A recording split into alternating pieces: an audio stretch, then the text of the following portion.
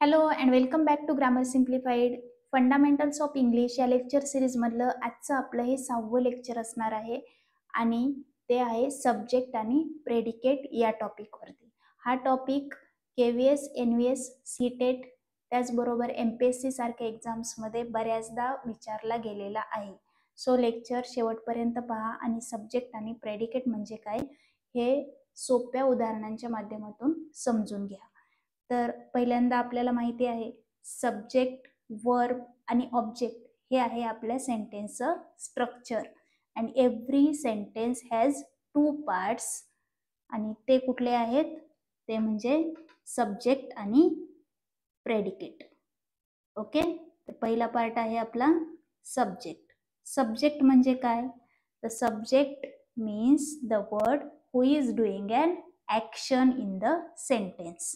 म्हणजे सब्जेक्ट एक असा वर्ड असतो की ज्याच्याद्वारे काय दर्शवली जाते, ॲक्शन दर्शवली जाते. तो असतो आपला सेंटेन्सचा फर्स्ट पार्ट. ओके, आता दुसरा पार्ट कुठला आहे तो म्हणजे प्रेडिकेट. आता प्रेडिकेट म्हणजे सब्जेक्ट नंतरचा जो रिमेनिंग पार्ट असतो त्याला आपण प्रेडिकेट म्हणतो. सब्जेक्टला सोडून जो पूर्ण भाग जो आपला सेंटेन्सचा असतो त्याला आपण प्रेडिकेट म्हणतो आणि प्रेडिकेटमध्ये नेहमी वर्ब इन्क्लूड असतं. ओके, दुसरा पार्ट आहे आपला प्रेडिकेट. नेहमी लक्षात ठेवायचं प्रेडिकेटमध्ये वर्ब हे नेहमी इन्क्लूड असतं. आता प्रेडिकेट कसं शोधायचं हे आपण पाहूयात. या सेंटेन्समध्ये जर पाहिलं तर सुरुवातीला आपल्याला सेंटेन्समधील सब्जेक्ट शोधायचा आणि त्यानंतर मग प्रेडिकेट आपल्याला मिळून जातं. पहिलं सेंटेन्स पहा, Rahul plays cricket every evening. आता या सेंटेन्समध्ये सब्जेक्ट कुठला आहे? राहुल. कसं शोधलं? Who is doing an action? Rahul is doing an action in this sentence. Okay, who is playing cricket? Rahul is playing cricket. Rahul हा झाला आपला सब्जेक्ट आणि सब्जेक्टला सोडून जो पार्ट सेंटेन्सचा असतो तो असतो प्रेडिकेट. तर प्रेडिकेट काय आहे? Pledge cricket every evening. Okay, इथं लक्षात घ्या बघा प्रेडिकेटमध्ये वर्ब सुद्धा इन्क्लूड आहे हे लक्षात ठेवा. आता दुसरा sentence, the sun rises in the east. या सेंटेन्समध्ये द सन हा आहे आपला सब्जेक्ट आणि रायझेस इन द ईस्ट हे झालं प्रेडिकेट.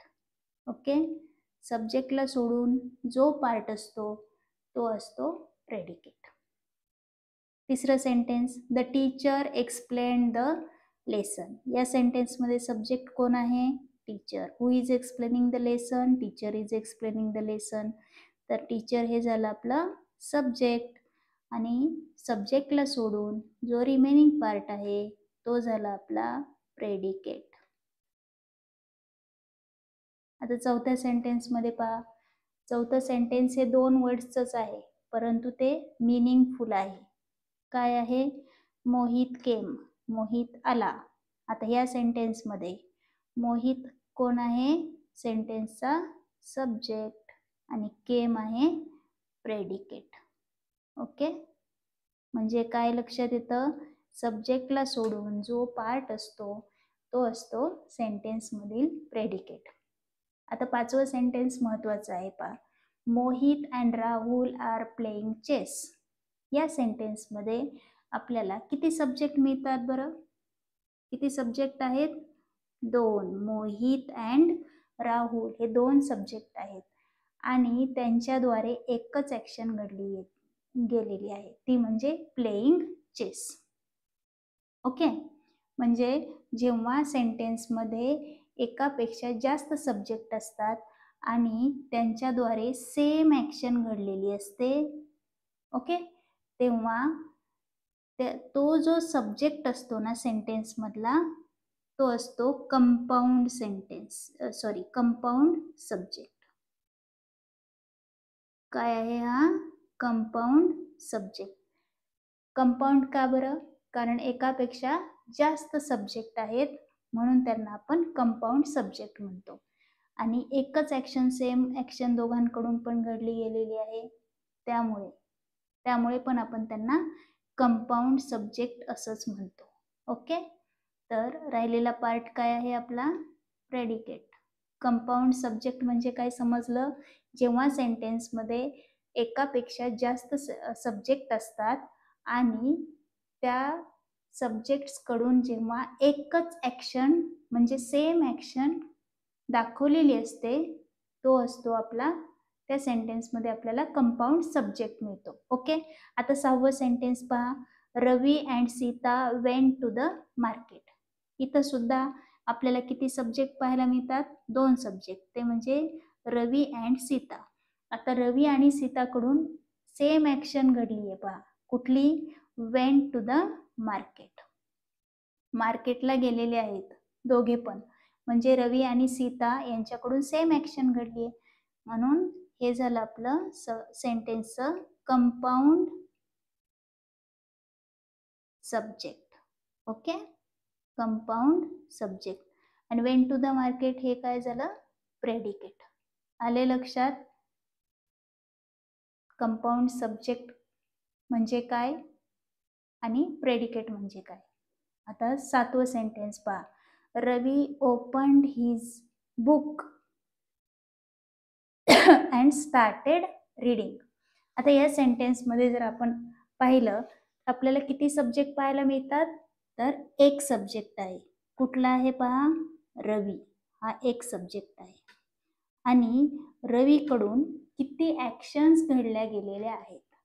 तर 2 ॲक्शन पाहायला मिळतात आपल्याला. कुठल्या कुठल्या? Opened his book and started reading.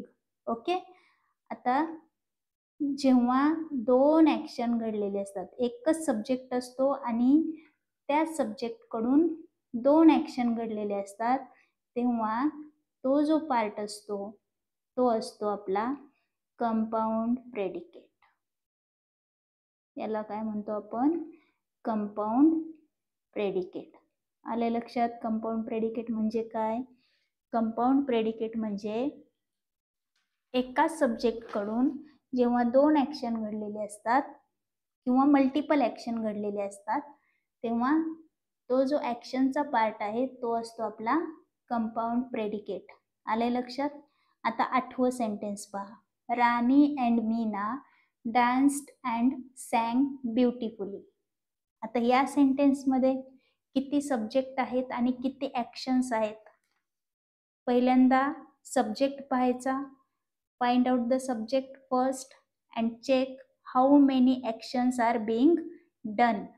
Okay, किती सब्जेक्ट आहेत? 2 सब्जेक्ट आहेत. कुठले कुठले आहेत? राणी अँड मीना. ओके, आणि या दोन्ही सब्जेक्टकडून किती ॲक्शन घडलेले आहेत? तर किती ॲक्शन घडलेले आहेत? 2 ॲक्शन घडलेले आहेत. कुठल्या कुठल्या? Danced and sang. ओके, या 2 ॲक्शन घडलेले आहेत. कुठल्या कुठल्या आहेत? Danced and sang. ओके, आता 2 सब्जेक्ट आहेत म्हटल्यानंतर आपण त्यांना काय म्हणतो बरं? Compound subject. काय म्हणतो? Compound subject. 2 सब्जेक्ट आहेत म्हणून कंपाऊंड सब्जेक्ट, आणि 2 ॲक्शन्स आहेत. एका म्हणजे रिमेनिंग पार्टमध्ये 2 ॲक्शन आहेत म्हणून आपण त्यांना काय म्हणतो? Compound predicate. आले लक्षात? कंपाऊंड सब्जेक्ट, कंपाऊंड प्रेडिकेट काय असतं ते. ओके, तर आजच्या लेक्चरमध्ये आपण काय अभ्यासलं? सब्जेक्ट आणि प्रेडिकेट कसं शोधायचं.